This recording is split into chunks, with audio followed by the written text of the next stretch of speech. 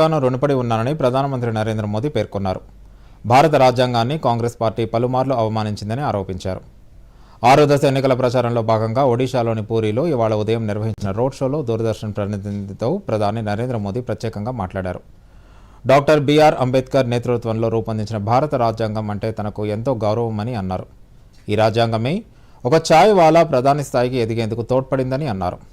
అశేష జనవాహిని మధ్య దేశ ప్రజల కోసం దూరదర్శన్తో మోడీ పంచుకున్న వివరాలు ఇప్పుడు చూద్దాం. प्रधानमंत्री जी बेहद ही स्वागत है। जय जगन्नाथ। प्रधानमंत्री जी सुबह के 8 बजे इतिहास में कभी ऐसा देखने को नहीं मिला कि कोई प्रधानमंत्री सुबह होते ही जनता के बीच पहुंच जाए। मैं देश की जनता का बहुत ही ऋणी हूं। प्रधानमंत्री जी पुरी में हम खड़े हुए हैं, उड़ीसा में 25 साल का यहाँ का शासन जिनको आप सीधे चुनौती दे रहे हैं। दूसरी तरफ बंगाल भी है और साथ में बिहार भी लगता है। इस बार 5 चरण के चुनाव के बीच क्या मूड लग रहा है जनता का? మొదటి 4 దశల ఎన్నికలతో ఇండియా కూటమి కుప్పకూలిందని ప్రధానమంత్రి నరేంద్ర మోదీ పేర్కొన్నారు. ప్రస్తుతం జరుగుతున్న 5వ దశ ఎన్నికలు తమను 400 స్థానాల్లో విజయం వైపు వెళ్లేందుకు మరింత విశ్వాసాన్ని ఇస్తున్నాయన్నారు. ఈ నేపథ్యంలో పెద్ద ఎత్తున ఓటు వేసేందుకు రావాలని, మనస్ఫూర్తిగా ఓటు వేయాలని, దేశం కోసం ఓటు వేసేందుకు ముందుకు రావాలని కోరుతున్నట్లు చెప్పారు. 4 चरण के चुनाव इंडी अलायंस पूरी तरह अस्त हो चुका है। अब जो चरण शुरू हुए हैं वो हमें 400 पार जाने की मजबूती दे रहे हैं। आज भी मैं मतदाताओं से कहूंगा, भारी मतदान करें, जी भर करके मतदान करें, देश के लिए मतदान करें। प्रधानमंत्री जी हम देख रहे हैं लगातार लोग आपको कैमरों में कैद करना चाह रहे हैं अपने एक एक झलक के लिए। नारी शक्ति जिसकी आप सबसे ज्यादा बात कर रहे हैं, वाराणसी में हमने देखा एक बूढ़ी दादी अपने 4 साल के पोते को कंधे पर लेकर आई और कहा कि मोदी इनके दादू हैं। और जब मैंने उनसे पूछा उन्होंने कहा मोदी तो भगवान है। ये आपको लगता है कि काफी ज्यादा भार आपके ऊपर डालता है, ऐसी भावना है? రాబోయే రోజుల్లో తూర్పు భారతదేశంలోని రాష్ట్రాలు భారత అభివృద్ధికి ఇంజన్లా మారతాయని ప్రధాని ఆకాంక్షించారు. దేశ మహిళలకు సరైన అవకాశాలు కల్పిస్తే దేశ ఆర్థిక అభివృద్ధికి వారెంతో దోహదపడతారన్నారు. कि भारत की नारी शक्ति आने 25 साल में भारत की गति के लिए 2 मैं बड़े निर्णायक फैक्टर देखता हूं।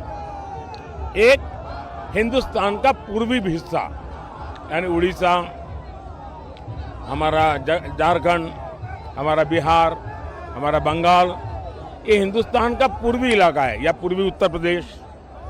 ये एक बहुत बड़ा फैक्टर बनेगा जो ग्रोथ इंजन बनेगा। दूसरा, मेरे देश की नारी शक्ति, 50% नारी शक्ति, उनका जिस प्रकार से सामर्थ्य निकल करके आ रहा है।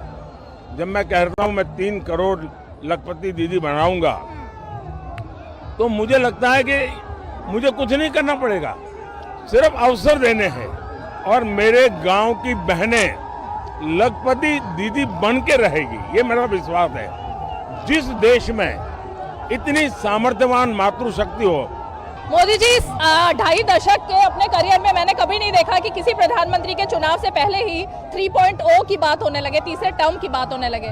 अब सस्पेंस है कि जब आप वापस आएंगे तो क्या आप एक रिवोल्यूशनरी क्रांति लेकर आने वाले हैं? మూడోసారి అధికారంలోకి వస్తే ఎటువంటి నిర్ణయాలు తీసుకుంటారన్న ప్రశ్నకు ప్రధాని సమాధానమిస్తూ ముందుగా దేశ అవసరాలు గుర్తించాలని, దానికి అనుగుణంగా నిర్ణయాలు తీసుకుని కార్యాచరణ రూపొందించాల్సి ఉంటుందన్నారు. ఆలోచన మంచిదైతే ఫలితం కూడా అద్భుతంగానే ఉంటుందన్నారు. ज्यादातर राजनेता सत्ता, पद, प्रतिष्ठा उसी के इर्द गिर्द खोए रहते हैं। मैं उससे कोसों दूर हूं। मैं मानता हूं कि पद एक कार्यभार है, पद ये प्रतिष्ठा के लिए नहीं होता है, जीवन खपाना होता है और ये चीजें लास्ट मोमेंट नहीं करनी होती है, बहुत पहले से तैयारी करनी चाहिए। इतना बड़ा देश है, उसकी आवश्यकताओं को समझना चाहिए, उसके आधार पर नीतियां बनानी चाहिए, रणनीति बनानी चाहिए, निर्णय करने चाहिए और तब जाकर के फैसले होते हैं, परिणाम मिलते हैं। और जब नीयत साफ होती है ना तो नतीजे भी शानदार मिलते हैं। अंतिम सवाल है मेरा प्रधानमंत्री जी आपसे, इस बार भी कोई आपको तानाशाह कह रहा है, कोई कह रहा है कि संविधान खत्म कर देंगे, कोई कह रहा है लोकतंत्र, और यहाँ तक कि कांग्रेस कह रही है एक चाय वाला प्रधानमंत्री इसीलिए बना क्योंकि हमने देश में ऐसा लोकतंत्र बनाया। రాజ్యాంగాన్ని అన్నింటికి మించిన ధర్మ గ్రంథంగా భావిస్తానన్న ప్రధాని రాజ్యాంగ మార్గదర్శకాలను అమలు చేసే పూజారిగా ఉంటానన్నారు. రాజ్యాంగాన్ని మారుస్తామంటూ ఆరోపణలు చేస్తున్న వారే రాజ్యాంగాన్ని దుర్వినియోగం చేశారని మోదీ పేర్కొన్నారు.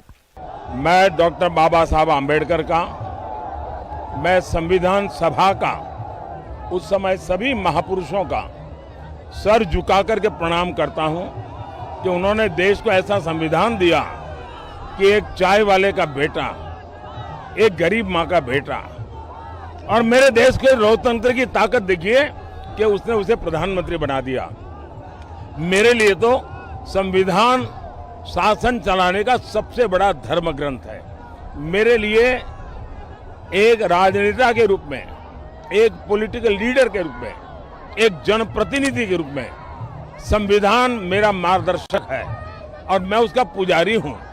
संविधान को अगर किसी ने बर्बाद किया है, इस परिवार ने किया है, खुद के उपयोग के लिए किया है। सबसे पहले जब पंडित नेहरू जी प्रधानमंत्री बने, कुछ ही वर्षों में उन्होंने संविधान में परिवर्तन करके फ्रीडम ऑफ स्पीच को रिस्ट्रिक्ट करने का काम किया।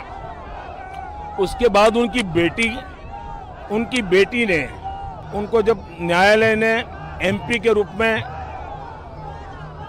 घोषित कर दिया कि आप योग्यता नहीं रखती हो, तो उन्होंने संविधान बदल दिया। देश की जनता ने मांग की कि आपको छोड़ देना चाहिए, तो उन्होंने इमरजेंसी लगा करके संविधान के लीरे उड़ा दिए और वो बैठी रही।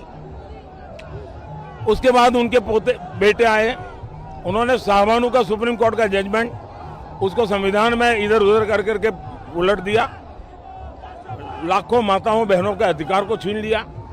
उसके बाद उन्होंने मीडिया को कंट्रोल करने के लिए एक बिल ले आए। उसके बाद उनके साहबजादे, जिनके पास कोई सत्ता नहीं, कि एमपी के सिवा कुछ है नहीं, उन्होंने संविधान के द्वारा बनी हुई कैबिनेट, उस कैबिनेट के निर्णय को प्रेस कॉन्फ्रेंस बुला करके लीरे उड़ा दिए और कैबिनेट को अपना निर्णय रिवर्स करना पड़ा। संविधान का इससे बड़ा अपमान शायद हिंदुस्तान में किसी ने नहीं किया होगा, जिसमें इन परिवार के चारों पीढ़ी ने किया है। और इसलिए दूसरा, ये कांग्रेस पार्टी के संविधान को भी नहीं मानते, और इसलिए मैं समझता हूं कि कांग्रेस के मुंह में संविधान शब्द शोभा नहीं देता है। 400 స్థానాల్లో విజయం సాధించాలనేది దేశ ప్రజల సంకల్పంగా అభివర్ణించిన ప్రధానమంత్రి వారి ఆకాంక్ష మేరకు 400 స్థానాల్లో విజయంతో కొత్త ప్రభుత్వం ఏర్పడుతుందని, దేశం మరిన్ని ఉన్నత శిఖరాలు అధిరోహిస్తుందన్నారు.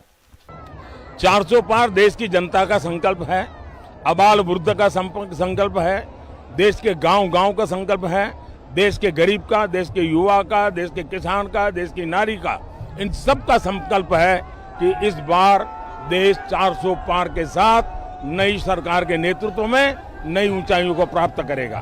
बहुत बहुत धन्यवाद। बहुत धन्यवाद।